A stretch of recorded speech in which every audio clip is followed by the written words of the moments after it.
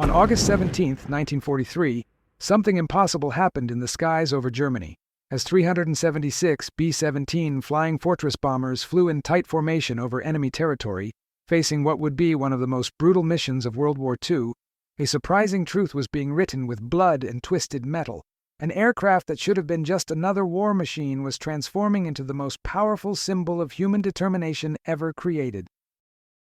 On that fateful day, when 60 bombers were shot down and another 95 returned severely damaged, the world witnessed something that defied all military logic. Aircraft with holes the size of automobiles, engines on fire, and wounded crews continued flying, refusing to fall.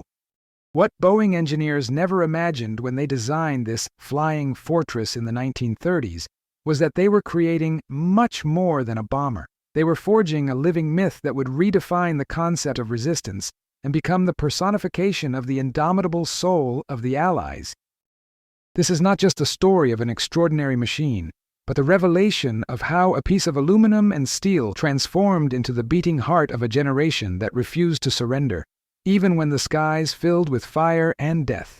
To understand the magnitude of this transformation, we need to go back to the moment when it all began, not on European battlefields, but on the drawing boards of Seattle, where a team of Boeing engineers was about to create something revolutionary without even realizing it. In 1934, when the U.S. Army Air Corps launched a competition for a new multi-engine bomber, no one could predict that Boeing's Model 299 project would become the backbone of an air campaign that would change the course of history. The first prototype, which flew on July 28, 1935, was an impressive machine. 4 Wright R-1820 Cyclone engines of 750 horsepower each, a wingspan of 103 feet 9 inches, and a bomb load capacity that made competitors look like toys. But there was something more, something the numbers couldn't capture. Richard Williams, a journalist from the Seattle Times, looked at that aircraft bristling with 50-caliber machine guns and murmured the words that would become legendary. "It's a flying fortress." He didn't know he was christening not just an airplane, but a symbol that would echo through the decades. What made the B-17 truly special was not just its offensive capability, but its revolutionary design philosophy. While other bombers prioritized speed or payload, the B-17 was built to survive. The genius of the B-17's design lay in details that would only reveal themselves under the most intense enemy fire. Every vital component of the aircraft was duplicated or triplicated. Redundant hydraulic systems, self-sealing fuel tanks, and a structure that distributed stress so efficiently that the aircraft could literally fly with half its fuselage destroyed. Lieutenant Colonel Bernard Lay Jr., who flew on the Regensburg mission, described in his diary a scene that defied physics. "I saw a B-17 with the tail section completely separated from the rest of the fuselage, connected only by control cables, still maintaining formation and returning home." This was not an anomaly. It was the result of an engineering philosophy that prioritized crew survival above all else. The self-sealing fuel tanks, a revolutionary innovation for the time, could automatically close when punctured by projectiles, preventing catastrophic explosions. The pressurized oxygen system allowed flights at altitudes above 25,000 feet, where the accuracy of German fighters decreased significantly. But perhaps the most impressive aspect was the distribution of defensive armament. 13 strategically positioned Browning M2, 50-caliber machine guns created a 360-degree field of fire that transformed each B-17 into a literal fortress in the skies. When flying in combat formation, these fortresses created a wall of fire that few enemy fighters dared to penetrate.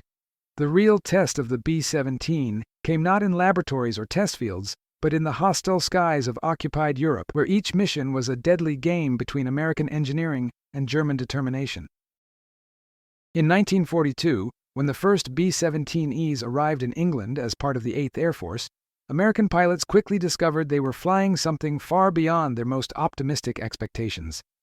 Captain Robert Morgan, pilot of the legendary Memphis Belle, recorded in his memoirs, "The first time we took heavy fire over Bremen, I counted 47 holes in the fuselage when we landed. Any other aircraft would have fallen like a stone, but the B-17 brought us home as if nothing had happened." This supernatural resistance was not accidental. It was the result of thousands of hours of stress testing and a deep understanding of how metal behaves under extreme pressure. Boeing engineers had created a semi-monocoque structure that distributed the impact of projectiles and shrapnel throughout the entire fuselage, preventing catastrophic failures. Even more impressive was the aircraft's ability to continue flying, even with multiple compromised systems. Mission reports document B-17s returning to base with only 2 of 4 engines functioning, hydraulic systems completely destroyed, and holes so large in the fuselage that the crew could see the ground through them. But the true measure of the B-17's greatness was not just in its ability to survive, it was in its ability to transform ordinary men into heroes and, in the process, redefine what courage meant in the 20th century. The typical crew of a B-17 consisted of 10 men, each with a vital function: pilot, co-pilot, navigator, bombardier, flight engineer, radio operator, tail gunner, ball turret gunner, and 2 waist gunners. These men, many still teenagers when they entered the war, developed a bond with their aircraft that transcended the normal relationship between man and machine. Sergeant John Lucky Luckadoo, tail gunner of the B-17, ruthless, described this connection in an interview decades later. That airplane wasn't just metal and rivets to us, it was a family member, a protector, a flying home that kept us alive when all hell broke loose around us. This intimacy was forged in the fire of combat missions, where the difference between life and death often depended on absolute trust in the machine and fellow crew members. The B-17 allowed this trust to flourish because it rarely disappointed. Statistics from the 8th Air Force show that, of all aircraft that completed at least one combat mission, the B-17 had the highest crew survival rate, a testament not only to its robustness, but to its ability to protect the precious lives it carried. The transformation of the B-17 from war machine to cultural symbol began unexpectedly, through the lenses of combat cameras and the pens of war correspondents who witnessed its legendary resistance firsthand. William Wyler, the famous Hollywood director who later won the Oscar for The Best Years of Our Lives, flew on 5 combat missions aboard the B-17 Memphis Belle to document the bomber crew experience. What he captured on film was more than war propaganda. It was visual documentation of a new form of heroism, where men and machines merged into a unity of purpose that defied death daily. The resulting documentary, released in 1944, showed the American public images that seemed impossible. B-17s with wings perforated by hundreds of holes, still flying in perfect formation. Wounded crews continuing their missions with unwavering determination, and aircraft returning to base in conditions that should have resulted in total destruction. These images spread beyond movie theaters. They appeared in magazines, newspapers, and newsreels, creating a powerful visual narrative that associated the B-17 not just with military power, but with the very essence of American resistance. A survey conducted by the Office of War Information in 1943 revealed that 90% of Americans could identify a B-17 at first sight, a level of recognition that surpassed even established cultural icons of the time. The psychological impact of the B-17 extended far beyond American borders, penetrating deeply into the psyche of both allies and enemies in ways no military strategist had anticipated. For RAF British pilots who had fought alone against the Luftwaffe during the Blitz, the arrival of the B-17s represented more than reinforcements. It represented the materialization of hope.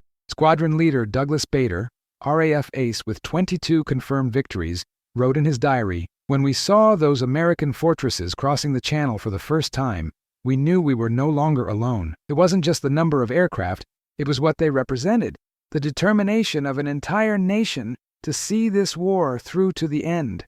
On the German side, the effect was equally profound, but of a completely different nature. German intelligence reports captured after the war reveal a growing concern with what Nazi analysts called the flying fortress problem. General Adolf Galland, commander of German fighters, admitted in his post-war memoirs, the B-17 was not just a bomber, it was a symbol of American industrial capacity that haunted us.